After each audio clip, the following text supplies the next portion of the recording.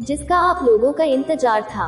जी हाँ, हम बात कर रहे हैं भोजपुरी इंडस्ट्री के ट्रेंडिंग स्टार खेसारी लाल यादव के गाना के बारे में, जिस गाने का नाम है हमार जिला। यह एक वीडियो गाना है दोस्तों।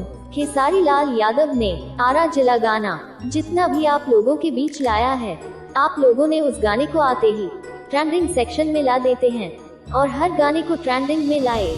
खेसारी लाल यादव को ट्रेंडिंग में रहना ही चाहिए, क्योंकि आप लोगों के मनोरंजन के लिए बहुत कड़ी मेहनत करते हैं।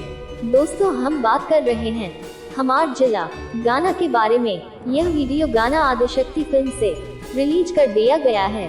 यह वीडियो गाना है, इस गाना को खेसारी लाल और नेहा राज ने गाए हैं। नेहा राज भी बहुत ही मधुर आवाज की सिंगर है। नेहा राज को भी लोग बहुत पसंद करते हैं। आपको बता दें कि गाना हमार जिला आते ही लोग बहुत लाइक, कमेंट और शेयर भी कर रहे हैं। इस गाने का राइटर है विशाल भारती और म्यूजिक दिया है श्याम सुंदर, जो कि आदिशक्ति फिल्म से है।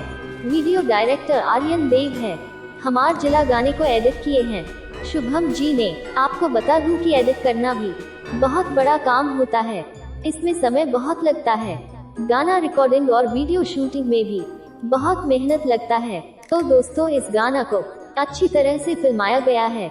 इस गाना में खेसारी लाल यादव के साथ कोमल सिंह नजर आ रही हैं, जो कि वीडियो में एक्टिंग और डांस को अच्छी तरह से परफॉर्मेंस किए हैं। बहुत ही लाजवाब गाना है।